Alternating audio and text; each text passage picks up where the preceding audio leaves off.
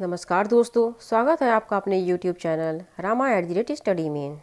आज के इस वीडियो में हम बात करेंगे डेली करंट अफेयर्स के कुछ क्वेश्चंस के बारे में जो कि आने वाले एग्जाम्स के लिए वेरी इंपॉर्टेंट है। इस टाइप्स के क्वेश्चन एग्ज़ाम में ज़रूरी पूछे जाते हैं, तो आप इसको अच्छे से देखिएगा, समझिएगा और इस वीडियो से अंत तक जुड़े रहिएगा। चलिए शुरू करते हैं। आज का हमारा पहला क्वेश्चन है, हाल ही में football tournament Africa cup of Nations 2022 का खिताब किस टीम ने जीता? ए मिस्र, बी अर्जेंटीना, सी सेनेगल, डी उपर्युक्त में से कोई नहीं। तो इसका राइट आंसर है सी सेनेगल। आइए समझते हैं। Football tournament Africa cup of Nations 2022 का खिताब सेनेगल ने मिस्र को हराकर पहली बार कैमरून के ग्राउंड में ओलेम्बो स्टेडियम में पेनल्टी किक पर महाद्वीपीय चैंपियनशिप जीती है। सेडियो माने ने विजयी स्पॉट किक लगाया, जिससे सेनेगल ने 7 बार की विजेता मिस्र पर 4-2 पेनल्टी शूटआउट जीत के साथ पहली बार अफ्रीका कप ऑफ नेशंस खिताब जीता है। फाइनल अतिरिक्त समय के बाद 0-0 से समाप्त हुआ था। सेनेगल पश्चिमी अफ्रीका का एक देश है। सेनेगल देश की राजधानी डैकर है। सेनेगल की मुद्रा फ्रैंक है। सेनेगल के राष्ट्रपति मैकी सॉल हैं। बढ़ते अगले क्वेश्चन की ओर। मानव तस्करी पर अंकुश लगाने के लिए किसने राष्ट्रव्यापी AAHT ऑपरेशन शुरू किया? A CISF, B RPF, C BSF, D none of the above. तो इसका राइट आंसर है बी RPF। आइए देखते हैं। भारतीय रेलवे सुरक्षा बल ने मानव तस्करी को रोकने के लिए एक राष्ट्रव्यापी अभियान AAHT ऑपरेशन शुरू किया है। इसे आहट ऑपरेशन भी कहते हैं, जिससे सभी लंबी दूरी की ट्रेन मार्गों पर विशेष टीमों को तैनात किया जाएगा। यह ऑपरेशन रेल मंत्रालय के तहत किया जा रहा है। यह ऑपरेशन मुख्य रूप से तस्करों से महिलाओं और बच्चों को बचाने पर केंद्रित होगा। यह ऑपरेशन भारतीय रेलवे द्वारा संचालित हर ट्रेन में लागू किया जाएगा। इस ऑपरेशन के तहत सुराग जुटाया जाएगा, उसका मिलान किया जाएगा, उसका विश्लेषण किया जाएगा और लोकप्रिय ट्रेनों की जानकारी एकत्रित की जाएगी। RPF ऑपरेशन में अपनी पूरी खुफिया जानकारी के इस्तेमाल करेगी। राष्ट्रीय अपराध रिकॉर्ड ब्यूरो के अनुसार हर साल 2200 तस्करी के मामले दर्ज किए जाते हैं। 2011 में भारत सरकार ने UNTOC की पुष्टि की थी। UNTOC का अर्थ है United Nation Convention against transitional organised crime है। इस प्रोटोकॉल में मानव तस्करी की रोकथाम, दमन और दंड देना शामिल है। बढ़ते अगले क्वेश्चन की ओर। हाल ही में विक्रम साराभाई स्पेस सेंटर के नए निदेशक कौन बने हैं? ए डॉक्टर उन्नी Krishnan Nair, B K Sivan, C S Somanath, D उपर्युक्त में से कोई नहीं। तो इसका राइट आंसर है ए डॉक्टर उन्नी कृष्णन नायर। विक्रम साराभाई स्पेस सेंटर के निदेशक के रूप में डॉक्टर एस उन्नी कृष्णन नायर ने कार्यभार संभाला है। डॉक्टर नायर ने अपने कार्यकाल के दौरान वाहन तंत्र, ध्वनि सुरक्षा प्रणालियों और पेलोड फेयरिंग क्षेत्र में महत्वपूर्ण योगदान दिया है। विक्रम साराभाई स्पेस सेंटर भारतीय अंतरिक्ष अनुसंधान संगठन इसरो का एक प्रमुख स्थान अनुसंधान केंद्र है। इस केंद्र में रॉकेट प्रक्षेपण यान एवं कृत्रिम उपग्रहों का निर्माण एवं उनसे संबंधित तकनीकी का विकास किया जाता है। विक्रम साराभाई अंतरिक्ष केंद्र की स्थापना 21 नवंबर 1963 को हुई थी। विक्रम साराभाई अंतरिक्ष केंद्र तिरुवनंतपुरम, केरल में है। बढ़ते हैं अगले क्वेश्चन की ओर। किस देश के गेंदबाज सुरंगा लकमल ने संन्यास लेने की घोषणा की है? A Japan, B Iran, C Sri Lanka, D Bhutan. तो इसका राइट आंसर है सी श्रीलंका। आइए देखते हैं। श्रीलंका के तेज गेंदबाज सुरंगा लकमल ने अंतर्राष्ट्रीय क्रिकेट के सभी प्रारूपों से संन्यास लेने की घोषणा की है। 34 वर्षीय लकमल दाएं हाथ के तेज गेंदबाज और दाएं हाथ के बल्लेबाज का लक्ष्य सेवानिवृत्ति के बाद इंग्लिश काउंटी क्लब डर्मिशर में शामिल होना है। लकमल ने 12 साल से अधिक के अपने अंतर्राष्ट्रीय करियर में 165 अंतर्राष्ट्रीय मैचों में श्रीलंका का प्रतिनिधित्व किया है। श्रीलंका की राजधानी कोलंबो है। श्रीलंका की मुद्रा श्रीलंकाई रुपया है और 1972 तक श्रीलंका का नाम सिलोन था। 1972 के बाद सिलोन को श्रीलंका कहा जाने लगा। बढ़ते हैं अगले क्वेश्चन की ओर।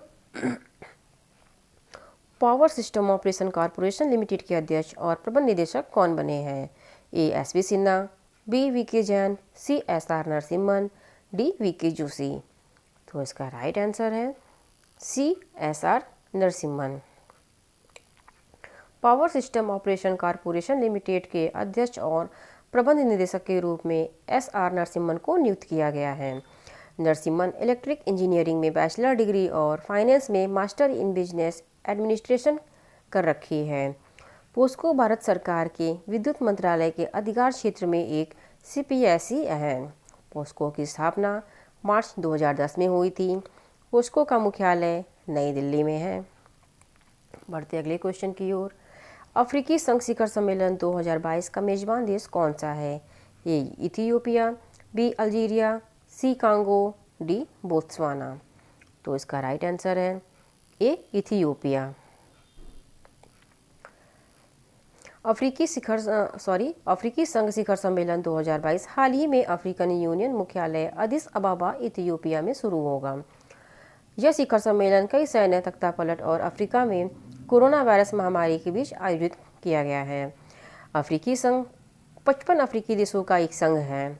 इस संघ की स्थापना 26 मई 2001 को अदिस अबाबा इथियोपिया में शुरू हुई थी और 9 जुलाई 2002 को दक्षिण अफ्रीका में लॉन्च किया गया था। अफ्रीकी संघ के सबसे महत्वपूर्ण फैसले अफ्रीकी संघ की विधानसभा द्वारा किए जाते हैं, जो इसके सदस्य राज्यों के राज्य और सरकार के प्रमुखों की एक अर्धवार्षिक बैठक है। बढ़ते अगले क्वेश्चन की ओर। डिजाइन स्टूडियो का विकास किस योजना के तहत एक नई उप योजना है? ए सुरेश प्रभु परियोजना, बी स्वतंत्र पोषण परियोजना, सी भारतीय फुटवियर और चमड़ा विकास कार्यक्रम, डी उपर्युक्त में से कोई नहीं। तो इसका राइट आंसर है इस क्वेश्चन का राइट आंसर है सी भारतीय फुटवियर और चमड़ा विकास कार्यक्रम। डिजाइन स्टूडियो का विकास भारतीय फुटवियर और चमड़ा विकास कार्यक्रम के अंतर्गत एक नई उपयोजना है। वाणिज्य मंत्रालय के अनुसार भारतीय फुटवियर और चमड़ा विकास कार्यक्रम को 1700 करोड़ रुपए के परिव्यय के साथ 2021-22 तक जारी करने की मंजूरी दे दी गई है।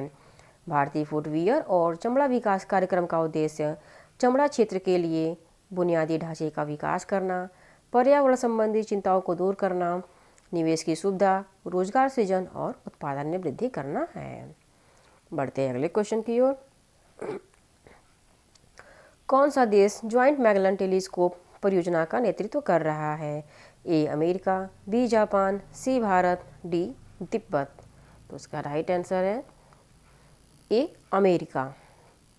आइए देखते हैं US extremely large telescope programme, जिसमें ज्वाइंट मैगेलन टेलीस्कोप शामिल है, का नेतृत्व अमेरिका द्वारा किया जा रहा है।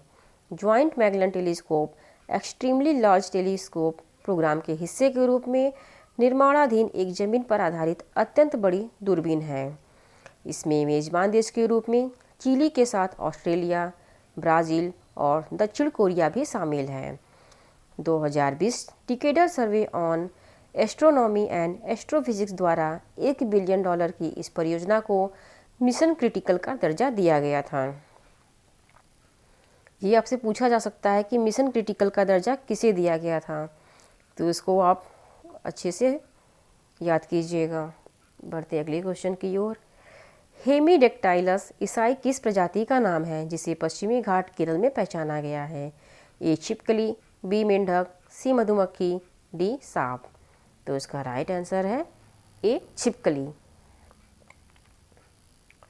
शोधकर्ताओं की एक टीम ने पश्चिमी घाट केरल में अट्टपडी की पहाड़ियों से एक नई छिपकली की प्रजाति की पहचान की है। हेमीडेक्टाइलस ईसाई नाम की नई प्रजाति जीनस हेमीडेक्टाइलस गोल्डफिश से संबंधित है। इस छिपकली का आकार 105 मिमी है और यह हल्के भूरे रंग की है। भारत में जीनस हेमीडेक्टाइलस गोल्डफिश छिपकली की 48 प्रजातियां हैं। ये तो वेरी इंपॉर्टेंट है, क्योंकि ये एग्ज़ाम में पूछे जाते हैं। जंतुओं के प्रजाति के नाम, ये किससे संबंधित है, कौन से कीड़े में आते हैं, एटसेट्रा। और चलिए अगले बढ़ते हैं अगले क्वेश्चन की ओर, जो कि आज का हमारा लास्ट क्वेश्चन है। Obavva art of self defence training किस राज्य ने शुरू की है? A Kerala, B Maharashtra, C Karnataka, D Gujarat. तो इसका राइट आंसर है सी कर्नाटक। चलिए देखते हैं Obavva art of self defence training Karnataka राज्य ने शुरू की है। इस कार्यक्रम में 50,000 छात्राओं को सेल्फ डिफेंस की ट्रेनिंग दी जाएगी। गृह विभाग को निर्देश दिया गया है कि वह महिलाओं को आत्मरक्षा का प्रशिक्षण देने के लिए पुलिस प्रशिक्षण स्कूलों का इस्तेमाल करें। कार्यक्रम का उद्देश्य पिछड़ा वर्ग और समाज कल्याण विभाग के छात्रावास के छात्राओं को प्रशिक्षित करना है। आज के लिए बस इतना ही। अगर आपको हमारा वीडियो पसंद आया हो तो please like, share and subscribe जरूर करें। Thank you.